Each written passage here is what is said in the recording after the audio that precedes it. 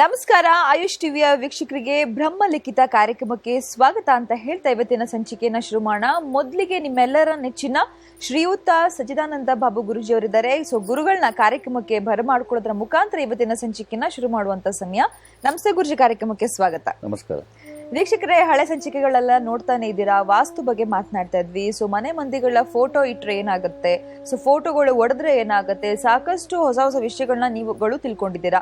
ಇವತ್ತಿನ ಸಂಚಿಕೆಯಲ್ಲೂ ಕೂಡ ಗುರುಜಿ ಅವರು ಇವತ್ತು ಏನೆಲ್ಲ ವಿಷಯಗಳನ್ನ ಮಾತನಾಡ್ತಾರೆ ಅಂತ ಖಂಡಿತವಾಗ್ಲೂ ಅವರೇ ಹೇಳ್ತಾರೆ. ಇವಾಗ ದೇವ್ರ ಫೋಟೋಗಳು ಒಡೆದು ಹೋದ್ರೆ, ದೇವರ ಮನೆಯಲ್ಲಿ ಹಿರಿಯರ ಫೋಟೋನ ಇಟ್ರೆ, ಈ ತರ ವಿಷಯಗಳನ್ನ ಇವತ್ತಿನ ಸಂಚಿಕೆಯಲ್ಲಿ ಮಾತನಾಡ್ತಾರೆ. ಕಾರ್ಯಕ್ರಮ ಶುರು ಮಾಡುವಂತ ಸಮಯ. ಗುರುಜಿ, ಟಾಪಿಕ್ ಬಗ್ಗೆ ಮಾತನಾಡೋಣ. ಅದಕ್ಕೂ ಮುಂಚೆ ನಂದೊಂದು ಪ್ರಶ್ನೆ. ಇವಾಗ ತುಂಬಾ ಜನ ಕೆಲವೊಂದು ವಿಷಯಗಳಲ್ಲಿ ತುಂಬಾ ಪ್ರಾಕ್ಟಿಕಲ್ ಆಗಿ ಯೋಚನೆ ಮಾಡುವಂತರು ಇರ್ತಾರೆ, ಇನ್ ಕೆಲವರು ಮ್ಯಾಥಮೆಟಿಕಲಿ ಯೋಚನೆ ಮಾಡುವಂತರು ಇರ್ತಾರೆ. ಇದಿಷ್ಟೇ ಇದ್ರೆ ಓಕೆ, ಅಥವಾ ಇಂಟ್ಯೂಷನ್ ಅನ್ನೋದು ಒಂದು ಇರ್ಬೇಕಾ ಅನ್ನೋದು ನನ್ನ ಒಂದು ಪ್ರಶ್ನೆ. ಏನ್ ಹೇಳ್ತೀರಾ ಗುರುಜಿ ಇದ್ರ ಬಗ್ಗೆ? ಸಿಕ್ಸ್ ಸೆನ್ಸ್ ಅಂತ, ಸೆವೆನ್ ಸೆನ್ಸ್, ವಾಟ್ ಎವರ್, ಅದು ಬಹಳ ಮುಖ್ಯ ಆಗಿದೆ. ಇಂಟ್ಯೂಷನ್ ಬಗ್ಗೆ ನಮ್ಮ ಪೂರ್ವಿಕರು ಹೇಳ್ತಾರೆ. ಇವನ್ ಜ್ಯೋತಿಷ್ ಅಂದ್ರೆ ಕ್ಯಾಲ್ಕುಲೇಷನ್ಸ್ ಬಹಳ ಇಂಪಾರ್ಟೆಂಟ್. ಇವಾಗ ಲಾಂಜಿಟ್ಯೂಡ್ಸ್ ಆಫ್ ಪ್ಲಾನೆಟ್ಸ್ ಎಲ್ಲ ತಗೊಳ್ತೀವಿ. ಇವಾಗ ಒಂದು ಪ್ರೋಗ್ರಾಮ್ ನಡೀತೆ, ಸೂರ್ಯ ಮತ್ತೆ ಶನಿ ಜೊತೆಲಿದ್ರೆ ಸಾಧಾರಣವಾಗಿ ಅವ್ರಿಗೆ I related heart related problem ಬರುವಂತ ಸಾಧ್ಯತೆ ಇರುತ್ತೆ. ಬಟ್ ಸೂರ್ಯ ಮತ್ತೆ ಶನಿ ಎಷ್ಟು ಡಿಗ್ರಿಲಿ ಇರ್ತಾರೆ ಅಂತ ನೋಡ್ಕೊ. ಒಂದು ರಾಶಿಲಿ 30 ಡಿಗ್ರಿ ಇರುತ್ತೆ. ಸೊ ಸೂರ್ಯ ಬಂದ್ಬಿಟ್ಟು 2 ಡಿಗ್ರಿಲಿ, ಶನಿ ಬಂದು 29 ಡಿಗ್ರಿಲಿ ಇದ್ರೆ ಅದಾಗಲ್ಲ. 5 ಡಿಗ್ರೀಸ್ ಗ್ಯಾಪ್ ಅಲ್ಲಿ ಇದ್ರೆ ಅವಾಗ ಇಂಟೆನ್ಸಿಟಿ ಆಗುತ್ತೆ ಅಂತ. ಇದನ್ನ ನಾವು ತಿಳ್ಕೊಬೇಕು ಅಂದ್ರೆ ಬರೀ ಮ್ಯಾಥಮೆಟಿಕ್ಸ್ ಅಂತ ಎಲ್ಲ ಆಗಲ್ಲ. World is not just mathematics. ಬರೀ ಮ್ಯಾಥಮೆಟಿಕ್ಸ್ ಆಗಿದ್ರೆ ನೀವು ಅಡುಗೆ ಮಾಡೋದಕ್ಕೂ ಮ್ಯಾಥಮೆಟಿಕ್ಸ್, ಊಟ ಮಾಡೋದಕ್ಕೂ ಮ್ಯಾಥಮೆಟಿಕ್ಸ್ ಮಾಡ್ತಾ ಇದ್ರಿ. ಇವಾಗ ಹೇಳ್ತಾರೆ ನೋಡಿ, ಇಷ್ಟು ಗ್ರಾಮ್ ಕಾರ್ಬೋಹೈಡ್ರೇಟು, ಇಷ್ಟು ಗ್ರಾಮ್ ಕ್ಯಾಲರೀಸು, ಇಷ್ಟು ಇದು ಅಂತ ಅಲ್ಲ. ಅವಾಗ ಯಾರು ಊಟ ಮಾಡೋಕ್ಕಾಗಲ್ಲ.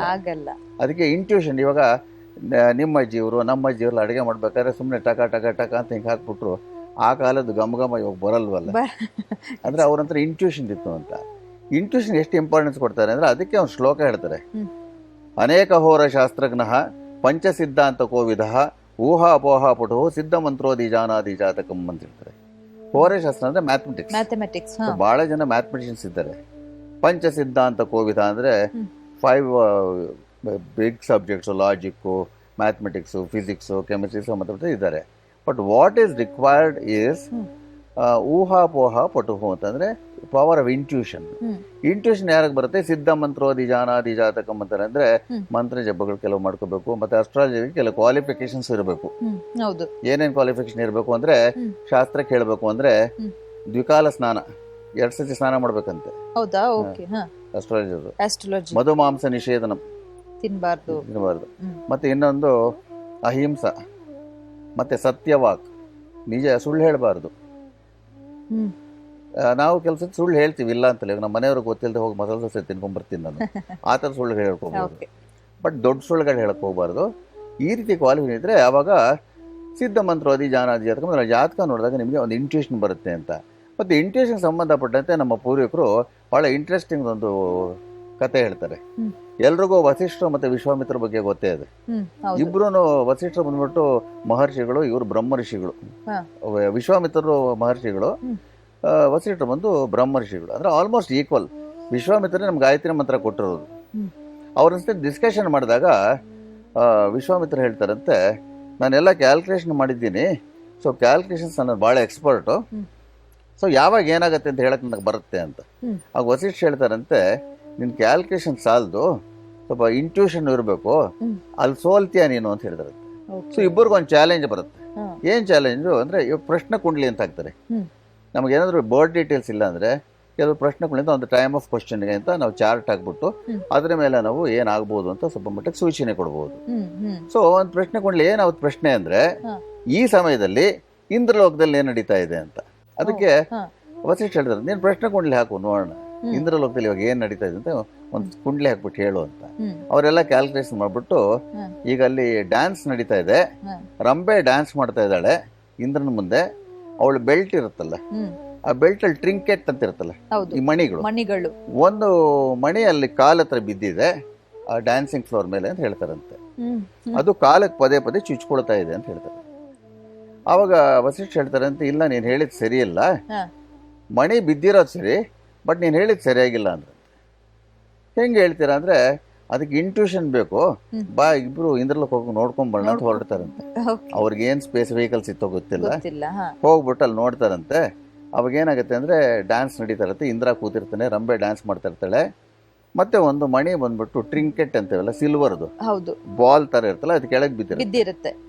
ಬಟ್ ಅದು 10 ಅಡಿ ದೂರದಲ್ಲಿ ಇರುತ್ತೆ, ಕಾಲ್ ಕೆಳಗಡೆ ಇರಲ್ಲ, ಕಾಲ್ ಕೆಳಗೆ ಇರಲ್ಲ. ಅವು ವಿಶ್ವಾಮಿತ್ರ ಕೇಳ್ತಾರಂತೆ, ಹೆಂಗೆ ಹೇಳಿದ್ರಿ ಅದು ಅಂತ ವಸಿಷ್ಠರನ್ನ. ವಸಿಷ್ಠ ಹೇಳ್ತಾರಂತೆ, ಕಾಮನ್ ಸೆನ್ಸ್, ಅದು ಡ್ಯಾನ್ಸಿಂಗ್ ಫ್ಲೋರ್ ಬಹಳ ಸ್ಮೂತ್ ಆಗಿರುತ್ತೆ, ಅವ್ರು ಕುಣಿತಾ ಇದ್ರೆ ಅಲ್ಲಿ ಬಿದ್ರೆ ಅಲ್ಲೇ ಇರಕ್ಕಾಗಲ್ಲ, ಸ್ವಲ್ಪ ದೂರ ಇರಬೇಕು ಅಂತ ಹೇಳಿದೆ, ಅದಕ್ಕೆ ಇಂಟ್ಯೂಷನ್ ಅಂತ ಹೇಳೋದು. ಸೊ ಆ ರೀತಿಯಲ್ಲಿ ಇವಾಗ ನಾವು ಪ್ರೆಡಿಕ್ಷನ್ಸ್ ಕೊಡ್ಬೇಕಾದ್ರೂ ಸ್ವಲ್ಪ ಇಂಟ್ಯೂಷನ್ ಉಪಯೋಗಿಸ್ಕೊಳ್ತೀವಿ. ಇಂಟ್ಯೂಷನ್ ಇಲ್ಲದೆ ಇದ್ರೆ ಆಗಲ್ಲ, ಯಾಕಂದ್ರೆ ಕಾಲ ದೇಶ ವರ್ತಮಾನಗಳು ಈ ಕಾಲಕ್ಕೆ ಸಂಬಂಧಪಟ್ಟಂತೆ ಆ ಕಾಲದ ರೂಲ್ಸ್ ನ ಸ್ವಲ್ಪ ನಾವು ಅಳವಡಿಸ್ಕೊಂಡು ದೆನ್ ಬೇಸ್ಡ್ ಆನ್ ಎಕ್ಸ್ಪೀರಿಯನ್ಸ್ ಹೇಳ್ಬೇಕು. ಆ ಎಕ್ಸ್ಪೀರಿಯನ್ಸ್ ಅಲ್ಲಿ ಬರುತ್ತೆ, ಹಂಗೆ 1000 ಜಾತಕಗಳು ನೋಡಿದಾಗ ಗೊತ್ತಾಗತ್ತೆ. ಮತ್ತೆ ಇನ್ನೊಂದೇನಂದ್ರೆ ಸ್ವಲ್ಪ ಮಟ್ಟಿಗೆ ನಾವು ಧ್ಯಾನಗಳು ಮಾಡ್ಬೇಕಾಗುತ್ತೆ, ಏಕಾಗ್ರತೆ ಇರಬೇಕಾಗುತ್ತೆ, ಇದ್ರ ಪ್ರಿಡಿಕ್ಷನ್ಸ್ ಅಂತ ಬರೋದಿಲ್ಲ. ಸೊ ಇದು ಯಾಕೆ ಹೇಳ್ತಾ ಇದ್ದೀನಿ ಅಂದ್ರೆ, ಈ ಜ್ಯೋತಿಷ ಬಂದು ಇಟ್ಸ್ ವೆರಿ ಕಾಂಪ್ಲಿಕೇಟೆಡ್ ಸಬ್ಜೆಕ್ಟ್. ಸುಮ್ನೆ ಎಲ್ಲ ಈಗ ಇಲ್ಲಿದ್ರೆ ಹಾಗಾದ್ರೆ ನಾವು ಮ್ಯಾಥಮೆಟಿಕಲ್ ಆಗಿ ಹೇಳಕ್ಕಾಗೋದಿಲ್ಲ ಅಂತ. ಇವಾಗ ಹೋದ್ಸರ್ತಿ ಈ ಫೋಟೋಗಳ ಬಗ್ಗೆ ಮಾತಾಡ್ತಿದ್ವಿ, ಅಲ್ಲಿ ಕೆಲವು ಫೋಟೋಗಳಲ್ಲಿ ಏನಾಗುತ್ತೆ, ಕೆಲವು ಮನೆಗಳಲ್ಲಿ ಏನಾಗುತ್ತೆ ಅಂದ್ರೆ ಹಿರಿಯರು ಬಿಟ್ರು ಅಂತ ದೇವರ ಫೋಟೋಗಳಿರುತ್ತೆ. ಈಗ ಹಳೆ ಫೋಟೋಗಳು ನಮ್ಮ ತಾತನವ್ರು ಕೊಟ್ಟಿದ್ದು, ನಮ್ಮ ಅಜ್ಜಿ ಕೊಟ್ಟಿದ್ದು ಅಂತ ಇಟ್ಕೊಂಡಿರ್ತಾರಲ್ಲ, ಅದು ಬಂದ್ಬಿಟ್ಟು ಕೆಲವು ಸ್ಟೇನ್ಸ್ ಫಾರ್ಮ್ ಆಗುತ್ತೆ, ಕರೆ ತರ ಕಟ್ಟಿರುತ್ತೆ. ಅರ್ಧ ಫೋಟೋ ಕರೆ ಫೋಟೋ ಫೇಡ್ ಆಗಿರುವಂತದ್ದು ಇರುತ್ತೆ, ನೀರೆಲ್ಲ ಬಿದ್ದು. ಹೌದು, ಏನೋ ಒಂದು ಕರೆ ಕಟ್ಬಿಟ್ಟಿರುತ್ತೆ. ಬಟ್ ಇವ್ರೇನಂದ್ರೆ ಒಂಥರ ಸೆಂಟಿಮೆಂಟ್ ಗೋಸ್ಕರ ಇಟ್ಕೊಂಡು ಪೂಜೆ ಮಾಡ್ತಾ ಇರ್ತಾರೆ. ಅಂತ ಫೋಟೋಗಳು ಇಟ್ಕೊಂಡ್ರೆ ಏನಾಗುತ್ತೆ ಅಂದ್ರೆ ಬೇರೆ ಬೇರೆ ರೀತಿಯಾದ ಪ್ರಾಬ್ಲಮ್ಸ್ ಮನೇಲಿ ಸ್ಟಾರ್ಟ್ ಆಗುತ್ತೆ. ದೇವ್ರದ್ದು ಯಾವುದೇ ದೇವ್ರ ಫೋಟೋ ಇಟ್ಕೊಳ್ಳಿ, ಸ್ಟೇನ್ಸ್ ಎಲ್ಲ ಆಗಿರುವಂತದ್ದು, ಕೆಟ್ಟೋದು, ಮಸಿ ಬಳ್ಕೊಂಡಿರೋದು, ಅಥವಾ ಕೆಲವೆಲ್ಲ ಏನಾಗುತ್ತೆ ಅಂದ್ರೆ ಒಂದು ಭಾಗನೇ ಕಾಣಲ್ಲ, ಕೈ ಹಸ್ತ ಇರ್ಬೋದು, ಯಾವ್ದಾಗ್ಬೋದು. ಆವಾಗ ಹೆಲ್ತ್ ಕೊಲ್ಯಾಪ್ಸ್ ಆಗಕ್ಕೆ ಶುರು ಆಗುತ್ತೆ ಅವ್ರಿಗೆ. ಮತ್ತೆ ಆ ಮನೇಲಿ ಏನಾದ್ರು ಪೆಟ್ಸ್ ಸಾಕಿರ್ತಾರೆ ನೋಡಿ, ನಾಯಿಗೆ ಸಾಕಿರ್ತಾರಲ್ಲ, ಕೆಲವು ಮನೆಗಳಲ್ಲಿ ಸಡನ್ ಆಗಿ ಎಷ್ಟೇ ಪೆಟ್ಸ್ ಮನೆ, ಮೀನುಗಳಾಗ್ಬೋದು, ನಾಯಿಗಳಾಗ್ಬೋದು, ಬೆಕ್ಕಾಗ್ಬೋದು, ಸಡನ್ ಆಗಿ ಸಾಯಕ್ಕೆ ಶುರು ಆಗ್ಬಿಡುತ್ತೆ. ಕಂಟಿನ್ಯೂಸ್ ಆಗಿ 3 ತಿಂಗಳಿಗೆ 6 ತಿಂಗಳಿಗೆ ಹೋಗ್ತಾನೆ ಇರುತ್ತೆ. ಅಂತ ಮನೆಗಳು ನೋಡಿದಾಗ ಅವ್ರ ಮನೆ ದೇವ್ರ ಮನೆಗಳಲ್ಲಿ ಹಿರಿಯರು ಕೊಟ್ಟಿರುವಂತ ದೇವ್ರ ಫೋಟೋಗಳು ಇಟ್ಟಿರ್ತಾರೆ, ಅದ್ರಲ್ಲಿ ಬಹಳ ಸ್ಟೇನ್ಸ್ ಬರ್ತಾ ಇರುತ್ತೆ. ಅಲ್ಲಿ ಸೆಂಟಿಮೆಂಟ್ ಇಟ್ಕೊಂಡು ಅದನ್ನ ಇಟ್ಕೋಬಾರ್ದು. ಅದನ್ನ ಸಾಧಾರಣ ಏನ್ ಸಜೆಸ್ಟ್ ಮಾಡ್ತೀವಿ ಅಂದ್ರೆ, ಯಾವ್ದು ದೇವಸ್ಥಾನಕ್ಕೆ ಕೊಟ್ಬಿಟ್ಟು ಎಲ್ಲಾದ್ರೂ ವಿಸರ್ಜನೆ ಆಗ್ಲಿ ಅದು ಅಂತ ಹೇಳ್ಬಿಡ್ತೀವಿ. ನೀರಲ್ಲಿ ಬೇಕಾದ್ರೂ ಬಿಡಬಹುದು, ಬಟ್ ಏನಂದ್ರೆ ಎಕೋಲಾಜಿಕಲ್ ಬ್ಯಾಲೆನ್ಸ್ ಹೊರಟೋಗತ್ತಲ್ಲ, ಅದಕ್ಕೆ ಅದನ್ನ ಜನರಲ್ ಆಗಿ ರೆಕಮೆಂಡ್ ಮಾಡೋದೇನಂದ್ರೆ, ಅದನ್ನ ಹರಿದಾಕ್ಬಿಟ್ಟು ಫ್ರೇಮ್ ತೆಗೆದ್ಬಿಟ್ಟು ಅದನ್ನ ಗಾಬರಿ ಪಡ್ಬೇಕಾಗಿಲ್ಲ, ಅದನ್ನ ಹರಿದಾಕ್ಬಿಟ್ಟು ಹರಿಯಕ್ ಮುಂಚಿತವಾಗಿ ಅದೇ ತರ ಅವ್ರು ಇಟ್ಕೊಳ್ಳೇಬೇಕು ಅಂದ್ರೆ ಅದೇ ತರ ಫೋಟೋ ಸಿಗತ್ತಲ್ಲ ಹೊಸದು, ಅದನ್ನ ತಂದು ಫ್ರೇಮ್, ಹೊಸ ಫ್ರೇಮ್ ಹಾಕಿ ಇಟ್ಕೊಂಡ್ಬಿಟ್ಟು ಅದನ್ನ ವಿಸರ್ಜನೆ ಮಾಡಬಹುದು.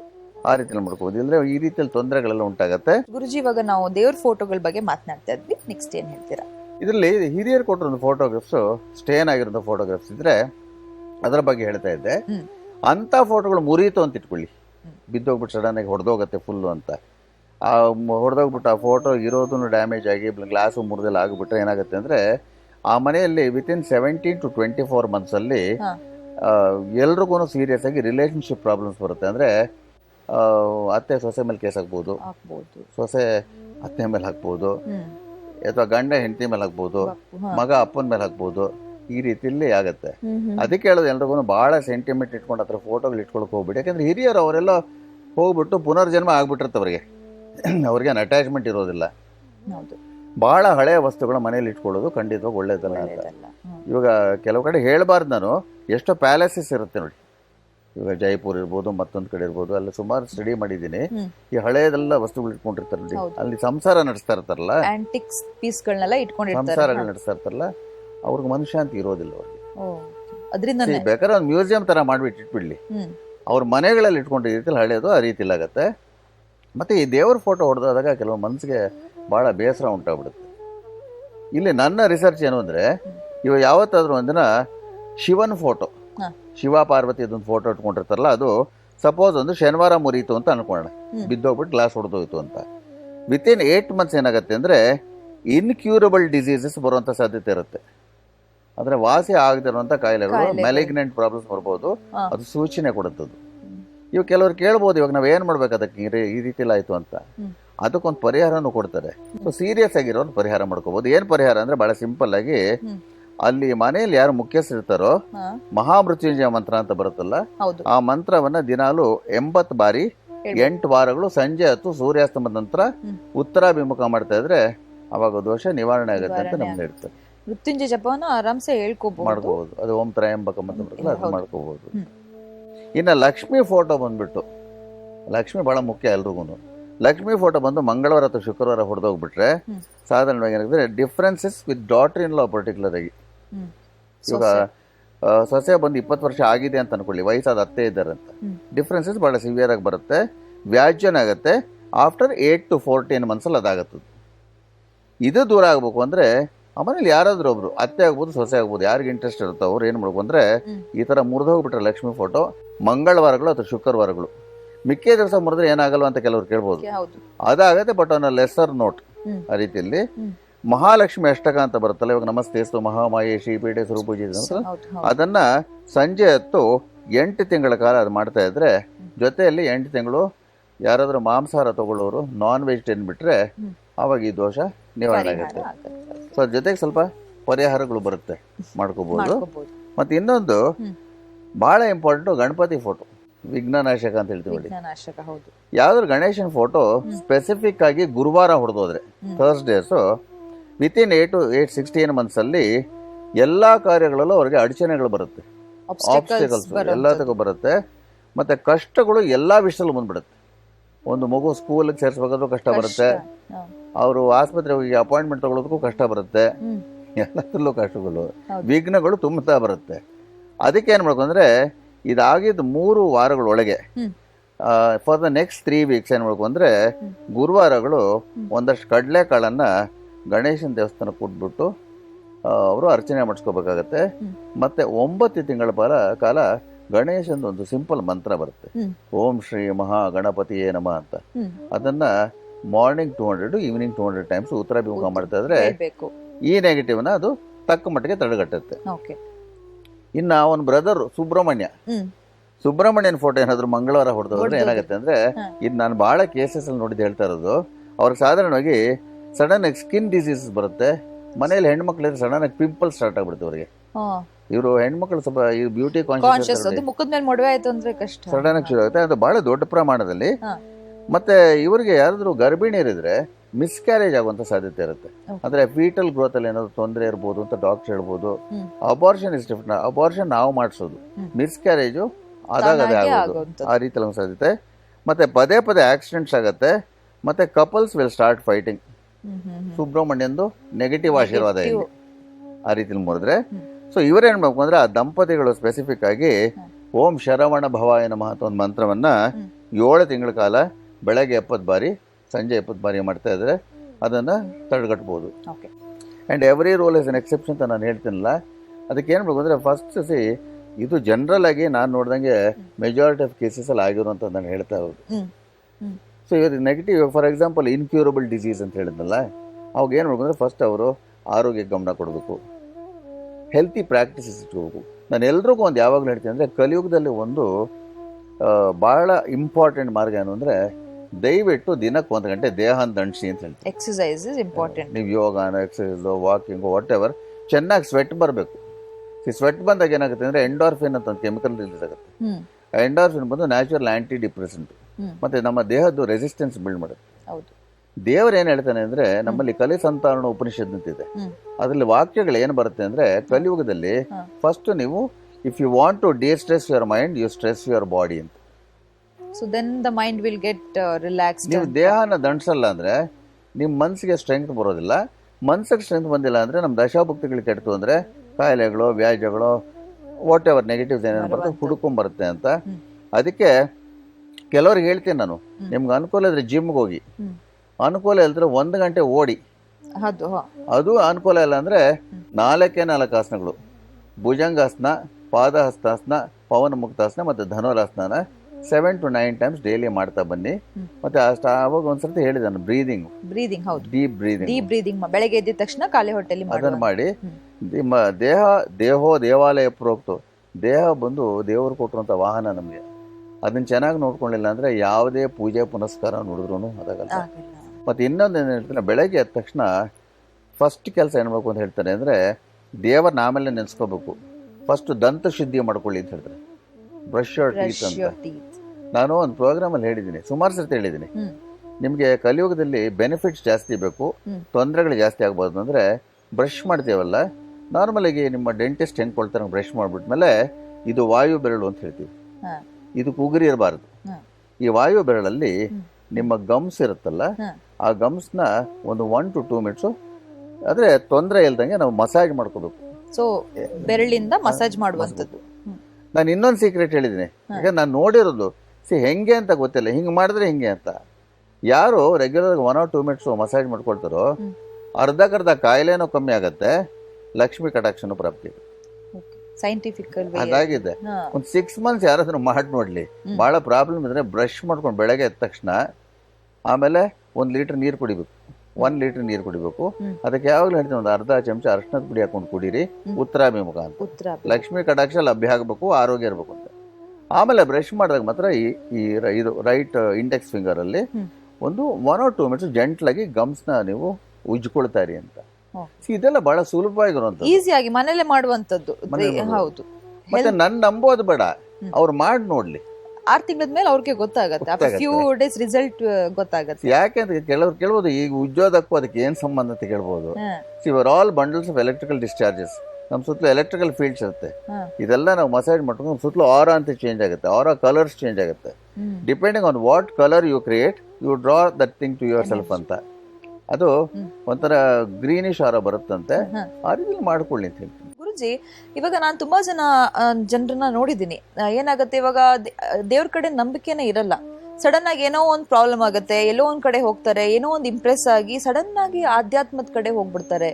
ದೇವ್ರು ಇವಾಗ ಮೊಬೈಲ್ ಅಲ್ಲೂ ದೇವ್ರದೇ ಫೋಟೋ ಹಾಕೊಳ್ಳುವಂಥದ್ದು, ದೇವಸ್ಥಾನಕ್ಕೆ ಹೋಗುವಂಥದ್ದು, ಯಾವ ದೇವ್ರನ್ನ ನಂಬ್ತಿರ್ತಾರಂತ ಅವ್ರಿಗೆ ಗೊತ್ತಿರಲ್ಲ, ಎಲ್ಲಾ ದೇವಸ್ಥಾನಗಳಿಗೆ ಹೋಗುವಂಥದ್ದು, ಕಂಪ್ಲೀಟ್ ಆಧ್ಯಾತ್ಮ. ಈ ತರ ಏನಕ್ಕಾಗತ್ತೆ? ಇದ್ರ ಬಗ್ಗೆ ಏನ್ ಹೇಳಕ್ ಇಷ್ಟಪಡ್ತೀರಾ ನೀವು? ಅವರು ಸ್ಪಿರಿಚುವಲ್ ಅಂತ ಹೇಳಲ್ಲ, ರಿಲಿಜಿಯಸ್ ಅಂತ ಹೇಳ್ತೀವಿ.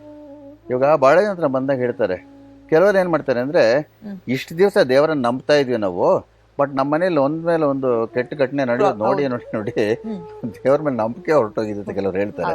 ಆ ತರನೂ ಇದ್ದಾರೆ. ಯಾಕಂದ್ರೆ ಬಹಳ ಸಫರಿಂಗ್ ಕಂಟೆನ್ಸ್ ಆಗಿರುತ್ತೆ. ನಾವು ಒಂದು ಪಾಯಿಂಟ್ ಏನ್ ತಿಳ್ಕೊಬೇಕು ಅಂದ್ರೆ, ದೇವ್ರು ನಮ್ಮ ಪರ್ಸನಲ್ ಸೆಕ್ರೆಟರಿ ಅಲ್ಲ, ಬೇಕು ಅಂದಾಗ ಇದು ಮಾಡೋದು ಇಲ್ದೇ ಇದು ಮಾಡೋದು. ಮತ್ತೆ ಇನ್ನೊಂದು ಕಲಿಯುಗದಲ್ಲಿ ನಾನು ಆವಾಗಲೇ ಹೇಳಿದೆ, ನಾನು ಈ ಕಲಿಯುಗದಲ್ಲಿ ಕರ್ಮ ಯುಗ ಅಂತ ಹೇಳ್ತೀವಿ, ಕರ್ಮ ಯೋಗಕ್ಕೆ ಆದ್ಯತೆ ಇದೆ. ನಾವು ಪ್ರಯತ್ನಗಳು ಪಡಬೇಕು, ಎಲ್ಲಾನು ನಾವು ಫೇಟ್ಗೆ ಅಂತ ಹಾಕ್ಬಿಟ್ರೆ ಆಗೋದಿಲ್ಲ. ಇವಾಗ ಜಾತಕದಲ್ಲಿ ಕೆಲವು ಸೂಚನೆಗಳು ನಾವು ಕೊಡ್ತೀವಿ. ಇವಾಗ ಸಿಂಪಲ್ ಆಗಿ ಹೇಳ್ಬೇಕು ಅಂದ್ರೆ, ಇವಾಗ ಯಾರಿಗಾದ್ರೂ ಯಾವುದೇ ದಶೆಯಲ್ಲಿ ರಾಹು ಭುಕ್ತಿ ಅಥವಾ ಕೇತು ಭುಕ್ತಿ ನಡೀತಾ ಇದ್ದಾಗ ಆ ಟೈಮಲ್ಲಿ ನಿಮ್ಮ ಮಕ್ಕಳಿಗೆ ಮದುವೆ ಮಾಡಬೇಡಿ ಅಂತ ಹೇಳ್ತೀನಿ, ಆದಷ್ಟು ಮಟ್ಟಕ್ಕೆ ಮಾಡಕ್ ಹೋಗ್ಬೇಡಿ ಅಂತ. ಇವು ಕೆಲವರು 2 years ಇರುತ್ತೆ, ಕೆಲವರು 2.5 years ಇರುತ್ತೆ, ಆ ರೀತಿಲಿ ಅಂತ.